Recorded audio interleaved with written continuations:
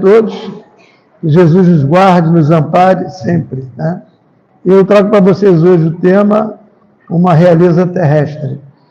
Esse tema está contido no Evangelho segundo o Espiritismo, no capítulo Meu Reino Não É Deste Mundo, né?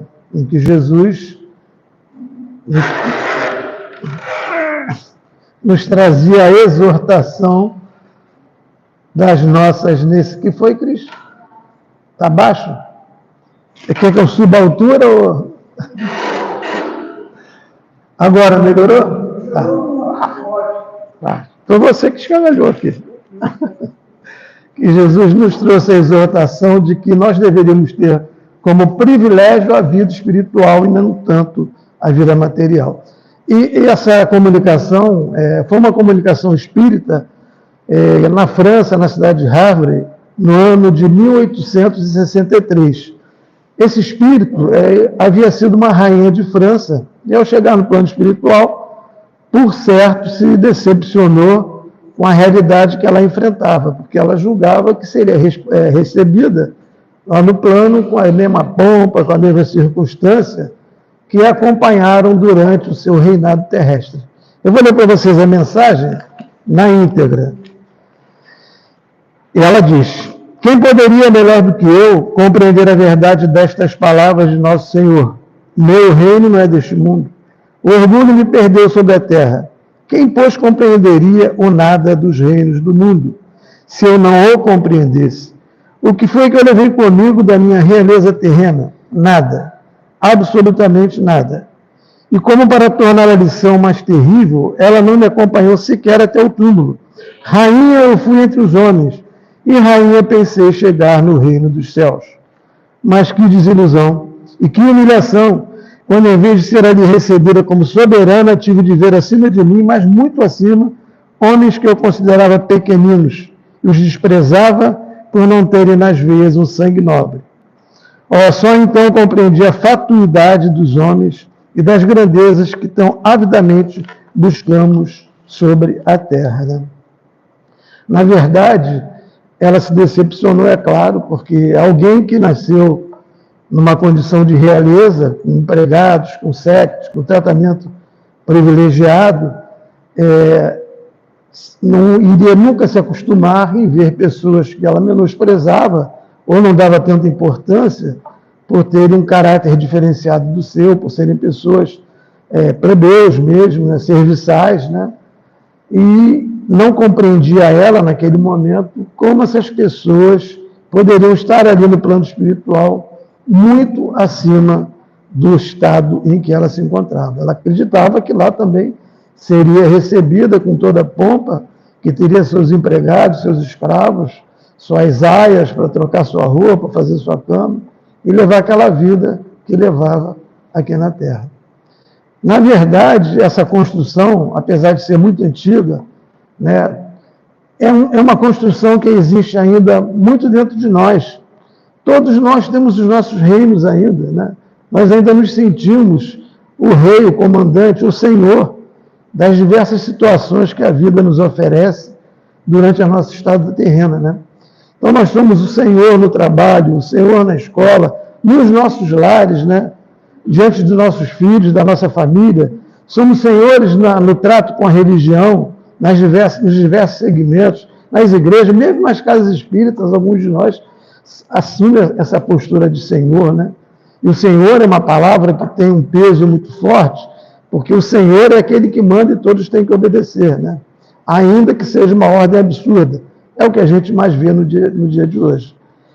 Então, todos nós temos esse reino, né? Todos nós nos sentimos, de alguma maneira, senhores de alguma situação. Então, para que a gente possa compreender bastante as lições de Jesus, a mensagem evangélica que ele nos trouxe, é necessário que a gente compreenda que essa vida, principalmente isso, que essa vida é finita, que, na verdade, não existe nada além dessa vida, senão um encontro com a nossa condição espiritual, que pode ser boa ou pode ser ruim. Podemos encontrar afetos, coisas positivas que conseguimos levar durante a nossa jornada, mas podemos também nos defrontar com problemas sérios, com adversários, com pessoas que não gostam tanto de nós, por conta dos malefícios que nós causamos durante essa vida. Fico eu pensando que quem verdadeiramente compreende o sentido da reencarnação, quem compreende verdadeiramente que a nossa estada aqui é meramente passageira, quem compreende isso, por certo, há de entender a importância e o cuidado que todos nós devemos ter com as nossas relações, né, pessoais, em qualquer ambiente que seja. Né? Porque quando Jesus nos falava da necessidade do amor absoluto, amar a Deus sobre todas as coisas e ao próximo como a si mesmo, é o amor absoluto, em que você ama o próximo, independentemente de qualquer condição, que não seja parente, não seja da sua família, mas é o próximo. Alguém a quem você deve respeito, amor, solicitude. Né? Então, se a gente compreende isso, evidentemente, quando desencarna e vai para o plano espiritual, nós vamos encontrar uma realidade condizente com esse estado de espírito que a gente tem. Mas se a gente não compreende isso e usa todas as benesses que a vida material sedutoras nos oferecem, nós vamos ficar enrolados. O exercício do poder é uma coisa que é de uma responsabilidade muito grande, porquanto, se você faz mau uso dele, além de prejudicar algumas pessoas que estão sob o seu alvo, você principalmente prejudica os rumos da sua evolução, porque verdadeiramente você está usando de um poder que te foi emprestado nessa encarnação e você está fazendo um mau uso dele. Assim como a riqueza, nós sabemos, a dificuldade que é essa prova, porque é um empréstimo que a gente recebe da espiritualidade de Jesus, de Deus, para que nós possamos desfrutá-la assim, mas, sobretudo, fazer um bom uso pela prática da caridade. Né? E a gente acaba se esquecendo disso. Naquela época da comunicação, na época dos reinados, né, existia uma crença generalizada de que a realeza era um dom divino. Né? Então, Deus escolhia, isso era crença, né? Não estou afirmando isso não, muito pelo contrário. Deus escolhia determinados grupos familiares para que fossem reis. Né? Então, eram seres que Deus dava essa diferenciação em relação àqueles mais humildes. Aí, num primeiro momento, a gente já verifica a impossibilidade de ser uma coisa real, porque se o princípio da caridade é amar ao próximo como a si mesmo, tratá-lo do modo que você queria que fosse tratado, como é que você concebe que Deus, a expressão de amor, de bondade, fosse pegar alguém e dar uma distinção para ser tratado pelos outros subalternos a pão de ló, sem uma vida de ócio, de gastos supérfluos, e ser um escolhido de Deus. Né? Mas se acreditava nisso. E a gente há de lembrar também que, antigamente, no início do cristianismo, os chefes da igreja, os papas, eram os reis, eram os monarcas, a quem se acreditava que eram atribuídos poderes divinos capazes de oferecer a representação da igreja. Então, não se julgava se aquelas pessoas continham imperfeições morais, se eram déspotas, né, se eram pessoas boas, caridosas, justas, não. Mas era rei, então nasceu rei, e aí ele herdava. Aí vinha o filho, nascia do mesmo modo, vinha o príncipe, virava rei. Alguns países ainda adotam essa postura. Lá na Inglaterra, os ingleses parece que gostam da monarquia.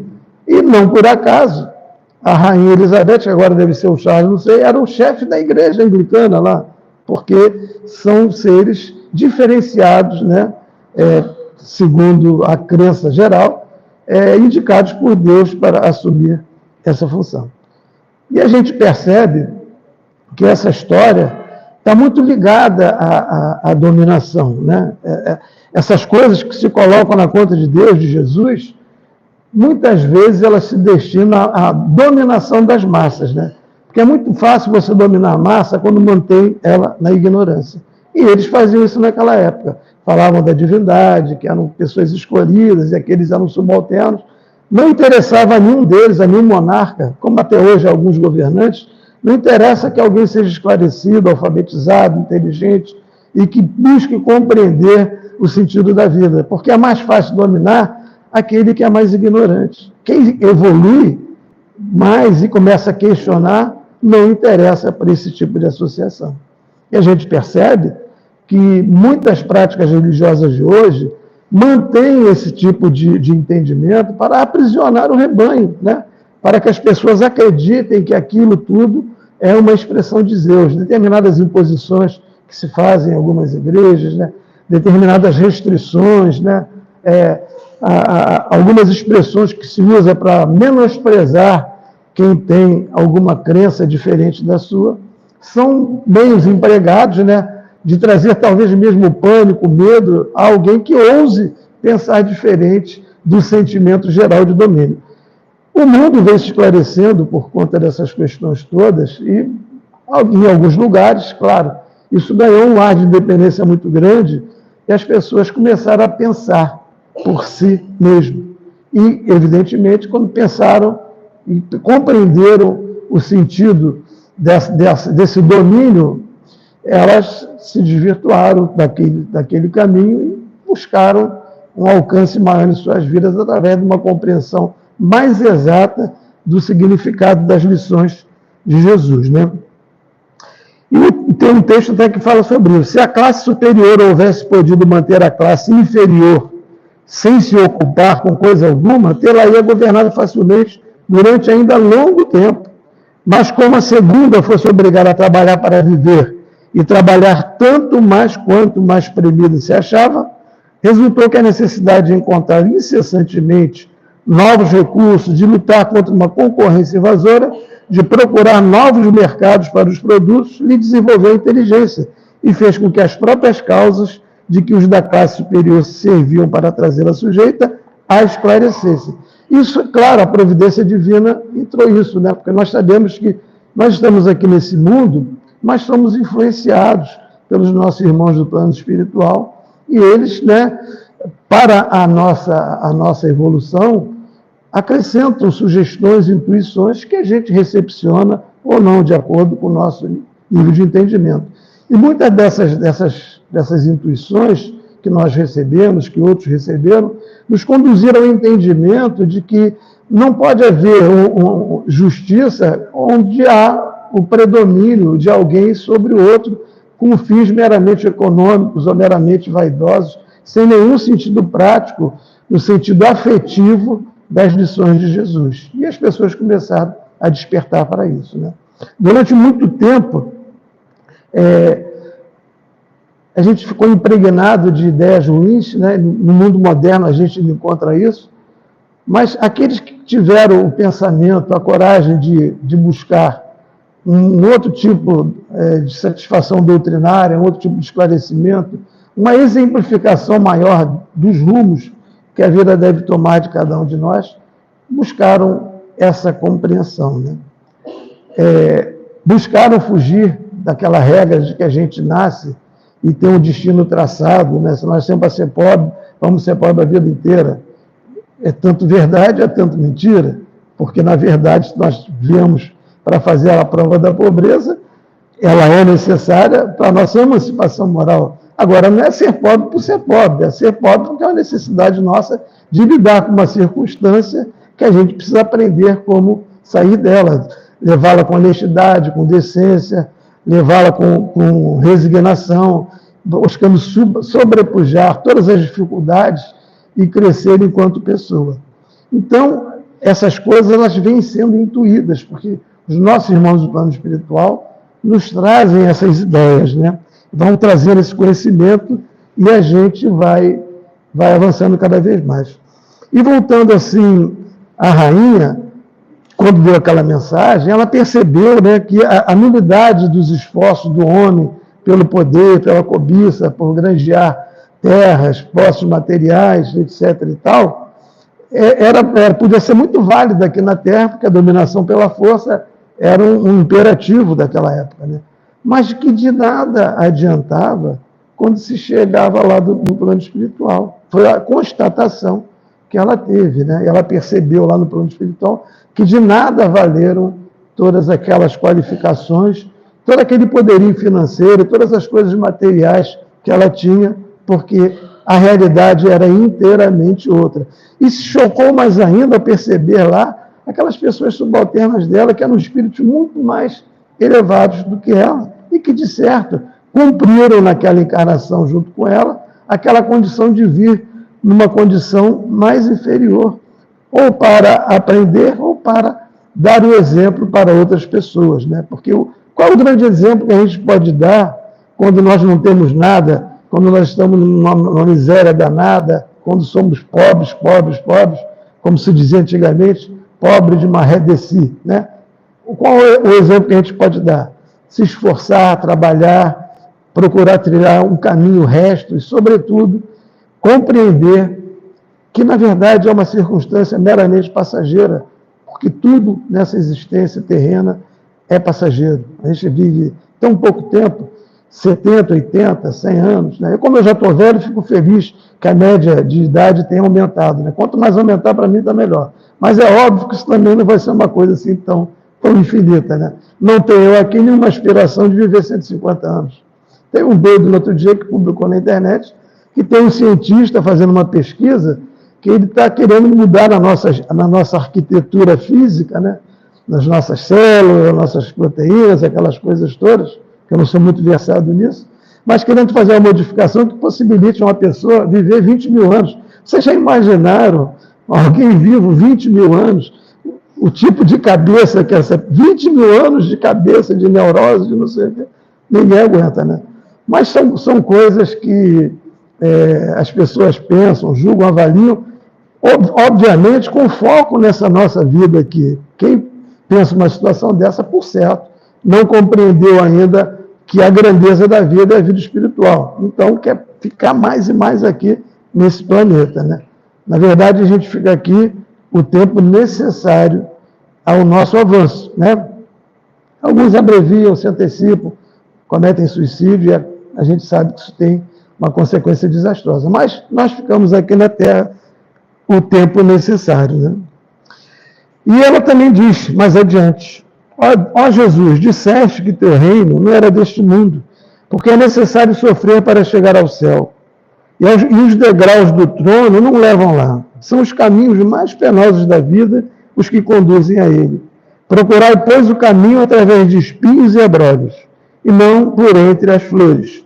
Os sofrimentos do viver na terra são consequências da imperfeição da sua humanidade, que ainda necessita viver em um mundo inferior para evoluir. E é verdade, nós estamos aqui no mundo saindo de provas e expiações ainda, botando o pé no mundo de regeneração. Nós temos essa necessidade de estarmos aqui encarnados no corpo físico, vivendo nesse planeta, para que nós possamos modificar a nossa condição espiritual. Modificar a nossa condição espiritual há de nos tornar espíritos mais leves e, consequentemente, a partir dessa leveza que a gente possa adquirir, poderemos galgar outros planetas em que já exista um avanço moral mais elevado, né? Os sofrimentos, né, essas questões todas que a gente passa, normalmente a gente encara pelo pior modo possível, né? Encaramos como uma agrura, uma coisa horrível que acontece em nossas vidas, mas eles precisam ser entendidos verdadeiramente como lições de amadurecimento, lições de crescimento, né? É óbvio que ninguém gosta de sofrer, né? Quando se diz que o espírita gosta de sofrer, não é verdade. O espírita procura entender as razões de sofrimento, que é diferente de gostar de sofrer. Acredito que em sã consciência, vamos aqui excluir os masoquistas, né? Tirando esses, ninguém há de querer sofrer gratuitamente. Agora, se você tem uma compreensão por que é que você sofre, né? Por que as coisas acontecem na sua vida, fica mais fácil você suportar, né? Então, se você pensar na sua reencarnação e que as coisas que acontecem com você estão vinculadas, via de regra, com ações pretéritas, né? Então, aquele mal que está sendo causado a você, por certo, você já causou em alguém. Então, você pode pensar que é uma coisa justa. Se você pensar dessa maneira, você se conforta mal. A gente precisa tirar o conceito de injustiça dos sofrimentos. Os sofrimentos existem por uma razão própria e necessária para cada um de nós, independentemente do grau, da intensidade ou do modo como ele aparece em nossas vidas. Mas são coisas necessárias. A crença nisso nos torna mais resignados, mais pacientes, né? Porque a gente sabe que passa. Não há sofrimento que não acabe. A gente sabe disso. Tem um ditado que fala, não há bem que não termine, sofrimento que não acabe, sei lá o quê. Mas assim, não, o bem é o contrário. O bem será persistente na medida em que o sofrimento vá sendo apaziguado e que ele possa verdadeiramente ser extinto de nossas vidas. E aí sim, nós teremos uma perenidade. Mas o que é esse bem? Esse bem é viver feliz, sem angústia, sem aflições, trabalhando em prol da humanidade, em prol do nosso próximo. Não é uma vida de ócio, não, muito pelo contrário. É uma vida de trabalho, mas um trabalho consciente, que nos traz uma satisfação muito grande de estarmos ali colaborando para a felicidade de todos. Então, se a gente compreende bem isso, a gente consegue suportar melhor as estradas terrenas. Saber que se alguém me deu uma pedrada, eu possivelmente já fiz algo de errado, se não com ele, mas com outro. E a vida nos traz de volta essas situações equivocadas em que nós nos envolvemos lá atrás. Traz no sentido pedagógico, para nos esclarecer, para que a gente possa compreender que não devemos. É a criança que vê o fogo e não sabe que queima, mas quando bota a mão e queima, ela nunca mais bota a mãozinha no fogo para não se queimar. E assim somos nós. Quando nós passamos por uma dor muito intensa e nos lembramos de que já causamos aquela dor a alguém, a gente percebe, caramba, eu não devo fazer mais isso, porque isso dói muito, isso incomoda demais, eu não quero mais passar por essa circunstância. Essa compreensão é que faz com que a gente se sinta mais aliviado com todas as vicissitudes que a gente passa, né? Jesus, né, essa passagem da rainha terrestre, da realeza terrestre, está inserida no capítulo Meu reino não é deste mundo. Porque Jesus, quando ele disse essa expressão, quando já estava lá prestes a ser executado, né, e ele, se não me engano, foi Pilatos que pergunta a ele, és reis? E ele fala, tu o dizes, mas meu reino não é deste mundo. Ele, naquele momento, ele quis demonstrar mais uma vez que, embora estivesse ali subjugado, né, ele até teria condições de não estar daquela forma, mas como era o Espírito que veio pela exemplificação, né, para mostrar que o amor era capaz de superar qualquer violência, qualquer sentimento nocivo, ele coloca que o reino dele não era ali. Aqui na terra era uma questão da terra, o reino dele era no céu, onde todos nós um dia estaremos, né? E ele também tem uma outra passagem que ele fala, dando mais uma demonstração de que a gente deve ter uma diferença muito grande entre as coisas materiais e as coisas espirituais. É naquela passagem que ele é indagado sobre se os judeus deviam pagar o tributo a Roma, né? Porque era uma questão que o tributo é uma coisa que até hoje mexe com todos nós. Todos nós temos medo do leão, né? O leão dá aquela bocada na gente, tomar um pedaço do nosso dinheirinho. Então, o imposto é uma coisa que, né? O imposto aqui no Brasil, né? A Confidência Mineira, eles não se conformavam com aquele imposto que Portugal levava, o quinto, né? Que chamava até de quinto dos infernos, era o quinto do ouro que o Brasil dava para Portugal. Então, imposto é uma coisa complicada. E eles não se conformavam em pagar o imposto a Roma. E queriam botar Jesus numa cilada para deixá-lo mal, e perguntaram se eles deviam pagar o imposto. Então, o que Jesus fala?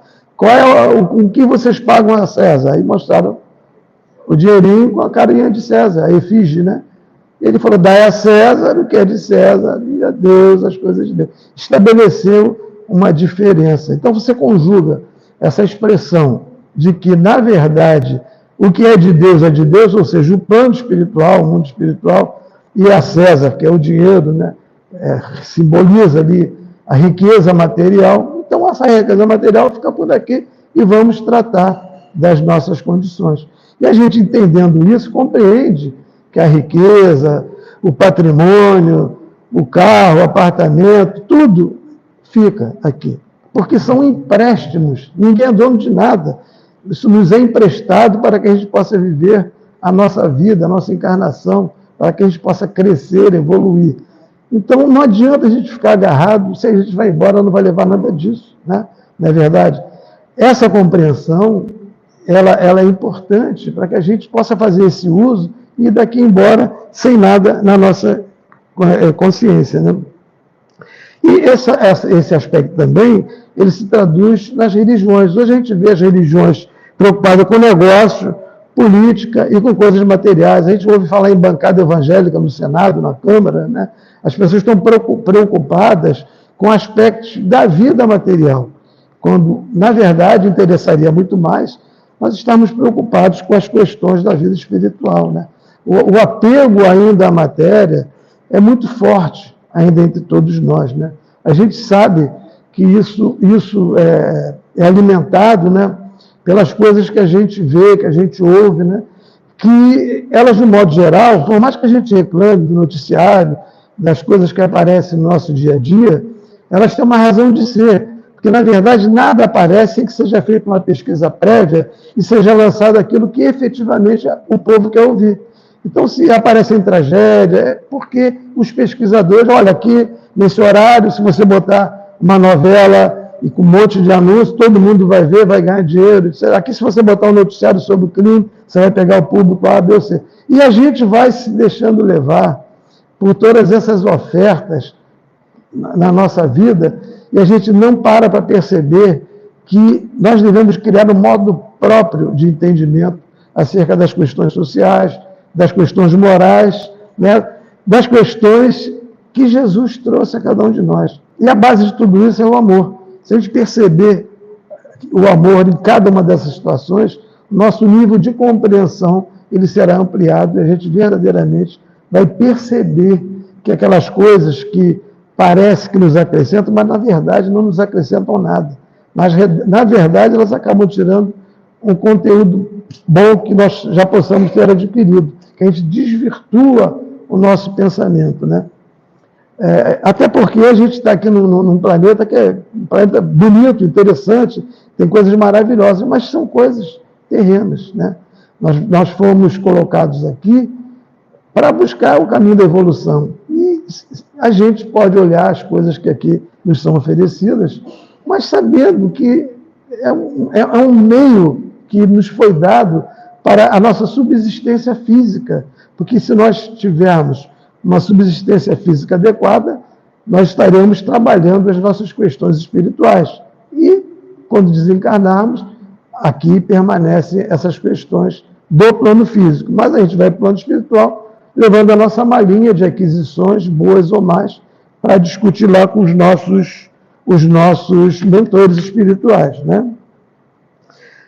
Então, a pátria do cristão não é o Brasil, nem outra nação desse mundo. A pátria do cristão é o reino que Jesus nos falava, né? Então, aqui o Brasil, um lugar tão legal, tão bonito, ou a América do Norte, ou a Europa, etc. e tal, é o lugar que a gente está baseado, mas não é a nossa pátria no sentido amplo, no sentido espiritual.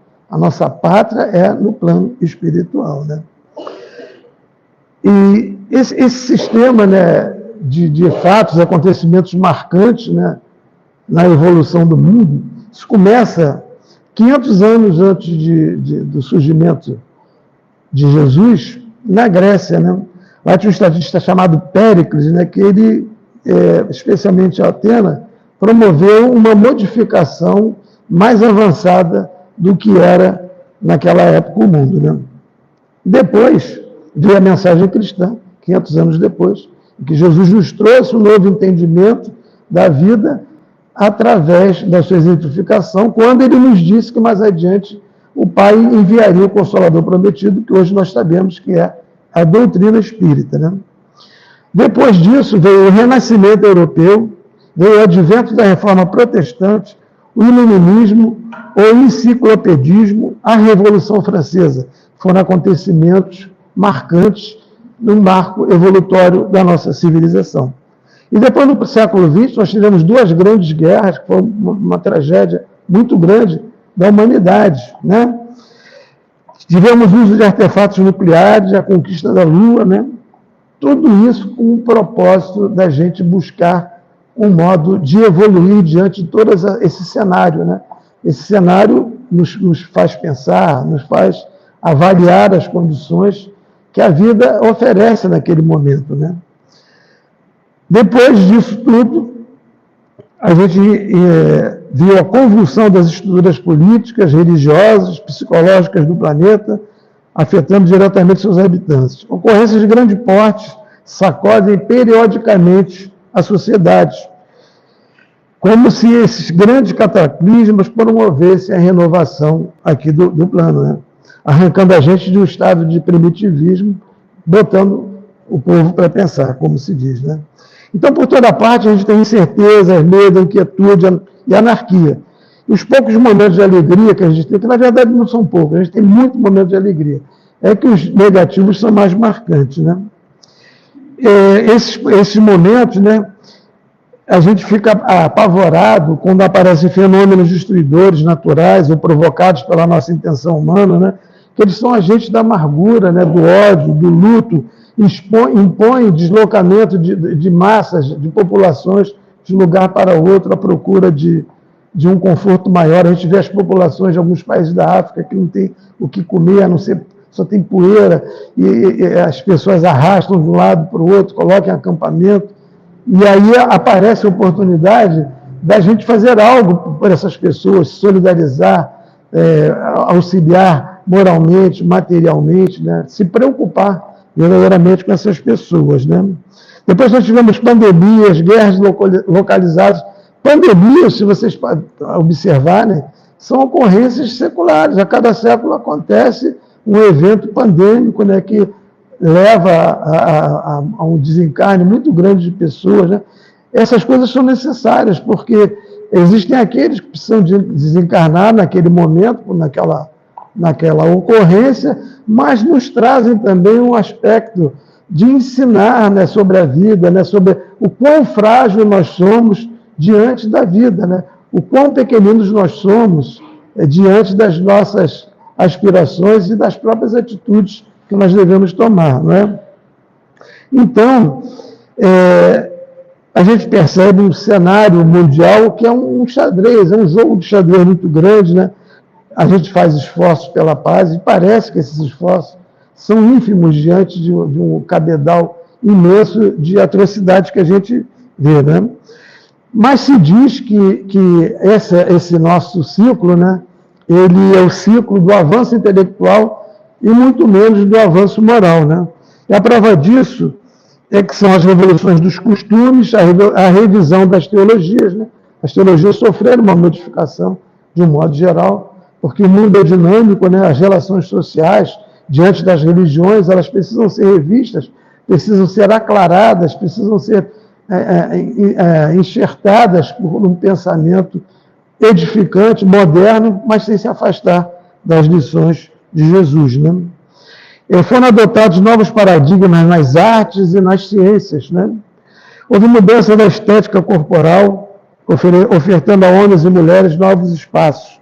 Houve os resgates de alguns comportamentos considerados ultrapassados e a abolição de outros comportamentos tidos como obsoletos. As fronteiras físicas, né, são diminuídas pela virtualidade, né? Antigamente você mandava um fax, mandava uma carta, levava 8 meses para chegar, né? E hoje você tem uma comunicação instantânea, né? Jesus, quando foi crucificado naquela época, foram 3 meses para a notícia chegar até Roma. Vocês veem como o mundo era imenso e se tornou pequeno pelo advento da informática, né?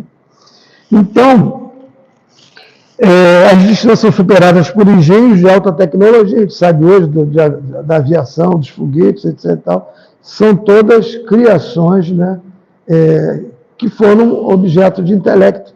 Está em moda agora o filme Oppenheimer, que eu ainda não vi, mas a gente percebe que, evidentemente, aquela questão da criação da fissão nuclear, da bomba atômica, aquilo tinha um propósito científico, mas que, infelizmente, pela nossa malversação das coisas, nós transformamos aquilo numa arma destruidora, que quando explodiu a 500 metros de altura, dizimou milhares de pessoas, né?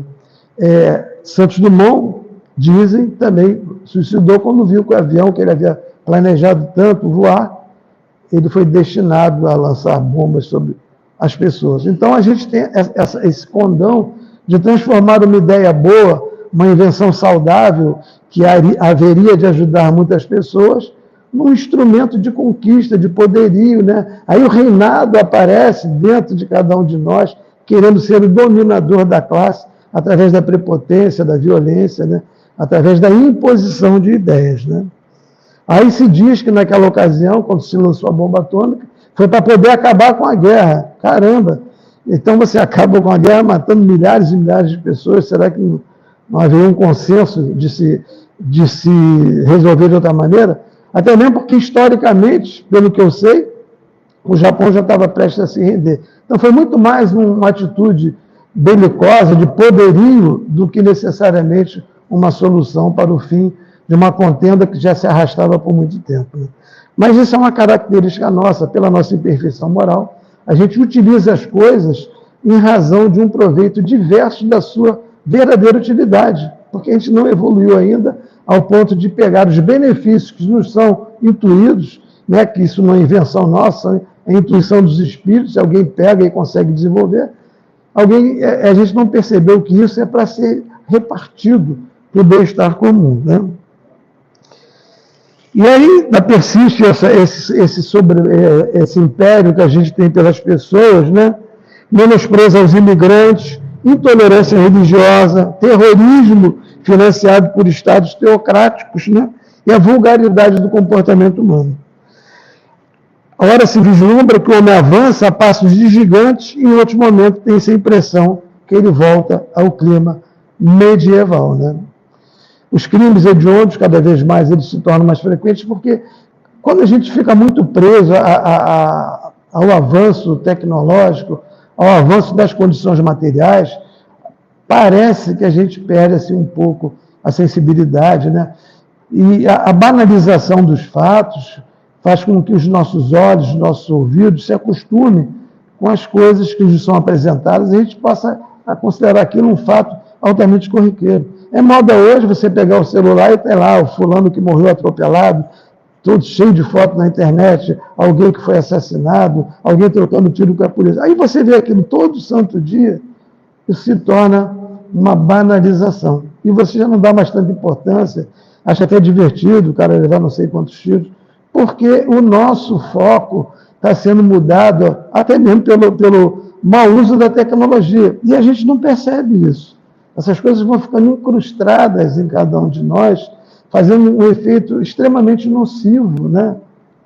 E aí, quando você pertence a um grupo e necessariamente você discorda daquelas ideias e procura uma casa espírita para se esclarecer, para estudar, as pessoas acham que você é beato, que você é careta.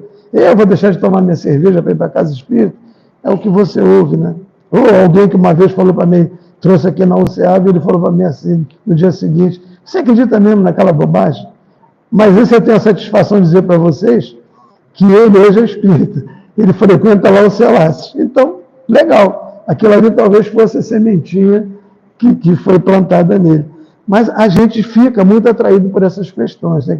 O celular hoje, então, a gente pega o mundo na sua mão, né? Você fica ali e você acaba esquecendo das coisas que são importantes. Você não abre o seu celular, a não ser nos grupos espíritas, né? Ou religiosos, mas você não abre o seu celular de um modo geral e está lá escrito: o Ricardo deu 25 cestas básicas lá no centro de Saquarema. Você não vê isso, porque isso não dá ibope, as pessoas não se interessam.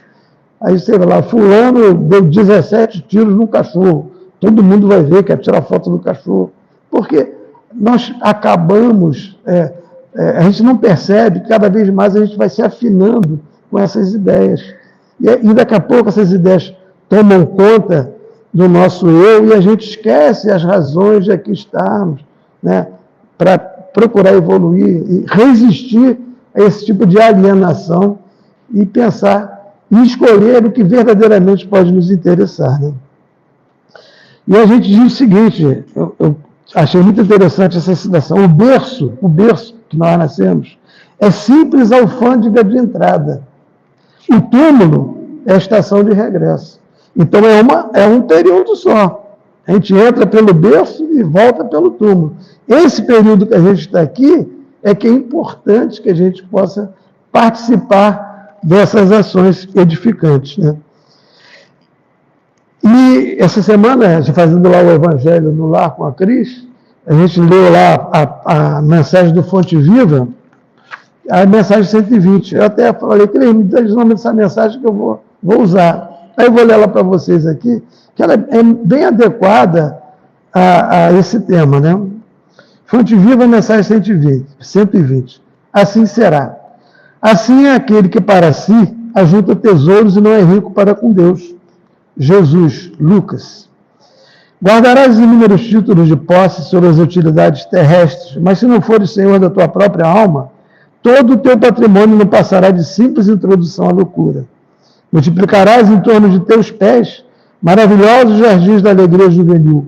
Entretanto, se não adquirires o conhecimento superior para o roteiro de amanhã, a tua mocidade será a véspera ruidosa da verdadeira velhice. Cobrirás com medalhas honoríficas o teu peito, aumentando a série dos admiradores que te aplaudem. Mas se a luz da reta consciência não te banhar o coração, assemelhar-te-ás a um cofre de trevas, enfeitado por fora e vazio por dentro. Amontoarás riquezas e apetrechos de conforto para a tua casa terrena, imprimindo-lhe perfil dominante e revestindo-a de esplendores artísticos. Contudo, se não possuíres na intimidade do lar a harmonia que sustenta a felicidade de viver, o teu domicílio será tão somente um mausoléu adornado. Empilharás moedas de ouro e prata, à sombra das quais falarás com autoridade e influência aos ouvidos do próximo. Todavia, se os teus haveres não se dilatarem em forma de socorro e trabalho, estímulo e educação em favor dos semelhantes, serás apenas um viajor descuidado no rumo de pavorosas desilusões. Crescerás horizontalmente, conquistarás o poder e a fama, reverenciar-te-ão a presença física na terra. Mas se não trouxeres contigo os valores do bem, ombrearás com os infelizes em marcha imprevidente para as ruínas do desencanto. Assim será todo aquele que ajunta tesouros para si, sem ser rico para com Deus. É isso, né?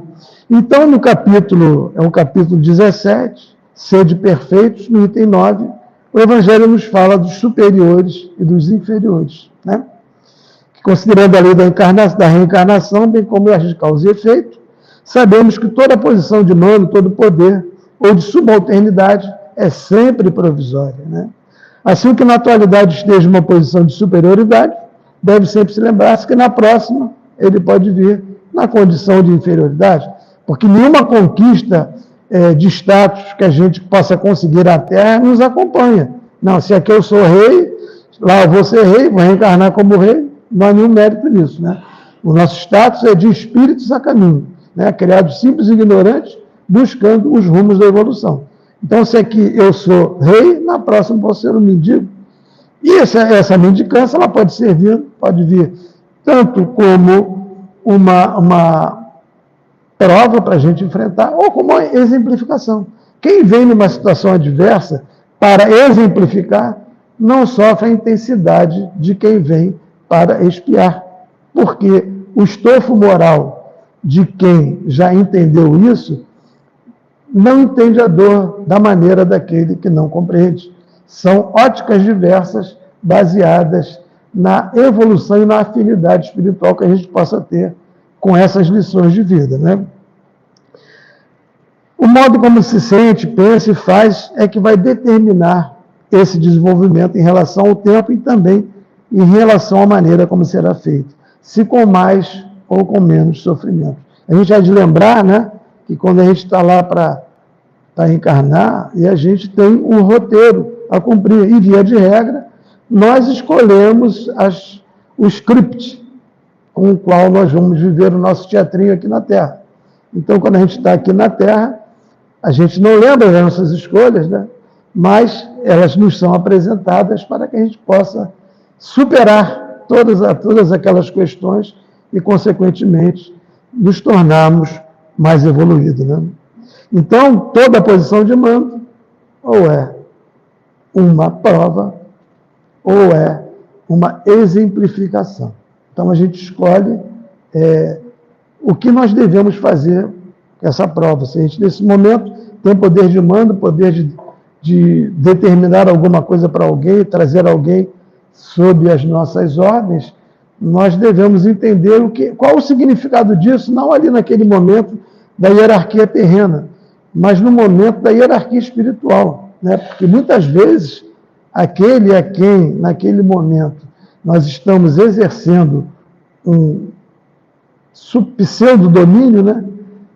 Aquele espírito pode ser mais evoluído do que nós, como a rainha de França encontrou no plano espiritual. Aqueles que naquele momento se apresentaram para ela como subalterno, na verdade eram espíritos muito mais elevados que ela, que por alguma razão especial estavam ali, cumprindo alguma questão. E ela, quando desencarna e se depara com eles, ela percebe o grande engano que ela cometeu ao julgar as pessoas aqui na Terra por sua aparência física, por seu aspecto intelectual, pelas posses ou riquezas que eles tivessem ou não. E isso é uma coisa ainda muito comum em cada um de nós, né? As questões de posse, de riqueza, né? Ainda mexem muito com a cabeça da gente, né? A gente fica vendo lá pessoas com muito dinheiro, vivendo uma vida luxuosa, aproveitando todos os prazeres aqui da vida terrena, a gente acaba ficando assim meio tentado. Mas se você cair na real e perceber realmente, verdadeiramente, quais as razões de você estar aqui, quais os objetivos que você pode ter, você vai perceber que isso é mera superficialidade e que, na verdade, aqueles que ostentam, que gastam desbragadamente, são pessoas que estão perdendo uma oportunidade valorosa de evoluir através do bom uso do que eles têm nas mãos, né? E os que detêm autoridade, se forem espíritas, que é o nosso caso, né, têm uma grande responsabilidade nessa função, porque sabem que as diferenças sociais são apenas frutos de uma sociedade imperfeita, não existindo para Deus a cujas leis todos devem submeter-se para serem perfeitos e felizes um dia. Assim também deve agir o subordinado espírita no cumprimento dos seus deveres, mesmo quando o seu superior não cumpre os dele, porque sabe que são todos filhos de Deus, todos têm responsabilidade dos seus atos, e cada um responde pelos seus. Aí a gente fala do espírita porque, em princípio, o espírita é alguém que procura ter a fé raciocinada. E para ter a fé raciocinada, é preciso que você leia, que você estude, que você compreenda, né? Porque a gente há de também concordar que aquele que não pensa, que aceita as coisas de bom grado, para esses tem o desconto da ignorância.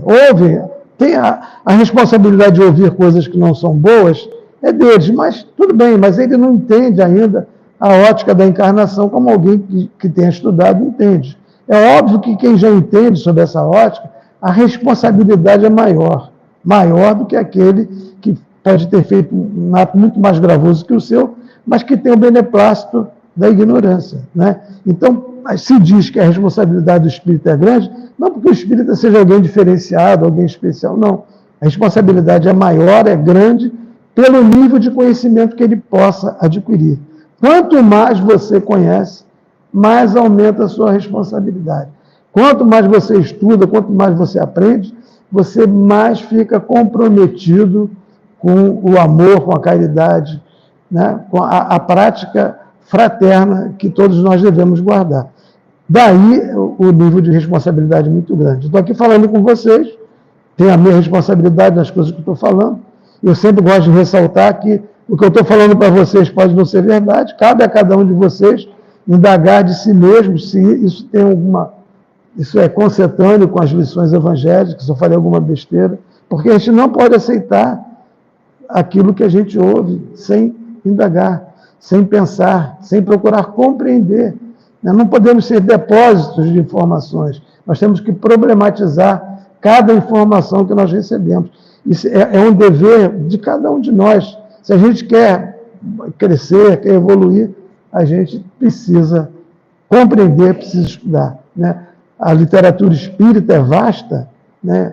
Nós devemos ler, mas, sobretudo, identificar aquelas questões que realmente nos interessam do ponto de vista da nossa evolução. Podemos ser reis, como disse Jesus, mas não reino nesse mundo. Podemos ser reis na bondade, no amor, no afeto, na caridade, na justiça, no sentimento fraterno. Podemos ser reis nesse aspecto. Podemos ter esse tipo de realeza. Não podemos ser reis pela subjugação, pela apropriação indébita das coisas que não nos pertencem, pela intimidação, pelo medo, né, pela violência, nada disso. Isso só nos afasta da nossa emancipação moral. Então, os reinados existem, os bons e os maus reinados. Mas cabe a cada um de nós escolher. Se nós queremos, ao desencarnar, chegar no plano espiritual e temos lá alguma coisa, claro, ninguém vai chegar lá sem nada para resolver, mas temos menos coisas para resolver do que chegar lá e ficar decepcionado que ninguém botou um tapete vermelho, ninguém trouxe um uísque com gelinho dentro, né? Ninguém nos deu uma cama fofinha para a gente descansar. Porque não é isso, né? A gente está falando de evolução moral, de evolução afetiva, fraterna, né? Nós somos seres, somos individualidades que aqui estamos para aprender esse caminho do amor, da fraternidade, afastar a intemperança de nossas vidas, não é isso? Então, que a gente possa, quando desencarnar, não ficar tão decepcionado quanto essa rainha de França, né? Chegarmos lá do lado, já está certo, eu fiz isso, fiz aquilo, mas algumas coisas de bom eu fiz também, né? Não viver na ilusão, porque, na verdade, quem se envolve somente com as questões materiais vive na ilusão. Na ilusão, e como toda ilusão que se preza, ela acaba e vira fumaça e você fica com as suas mãos vazias. Então, meus irmãos, esse era o meu trabalhinho de hoje. Muito obrigado pela atenção e paciência, sobretudo, de vocês. Que Jesus possa iluminar o caminho de todos nós e que a gente possa seguir em paz para os nossos lares. E a UCEAV, muito obrigado pela oportunidade.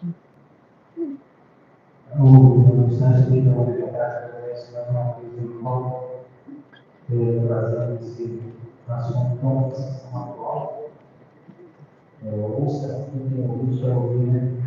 Não. Foi esse? Não, Ah, sim. Tá certo.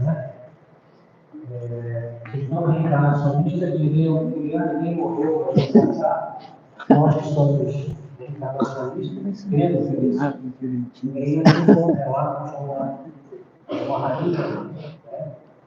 Está lá no capítulo 2, tem 8 do Evangelho segundo o Espiritismo. Jonathan Edson fala para a gente que, uma frase que ela diz que a vida na Terra, por mais longa, ela é sempre breve. Feliz aquele que conclui a jornada fit em relação aos deveres assumidos. Nós assumimos deveres, mas aí chega aqui com o peso da carga, a gente esquece tudo isso. Esquece entre aspas. E nós estamos vivendo momentos que a gente precisa relembrar isso, lembrar esses exemplos, desses que já se foram e retornaram com vontade da gente, para que nós pudéssemos realmente acertar o nosso passo e não repetir, né? Desencarnar e poder chegar ao oportunidade e poder retornar de forma um pouco melhor. Obrigado aos internautas que interagiram com a gente até sábado. Nós vamos passar para a segunda parte do nosso trabalho, dos nossos passos.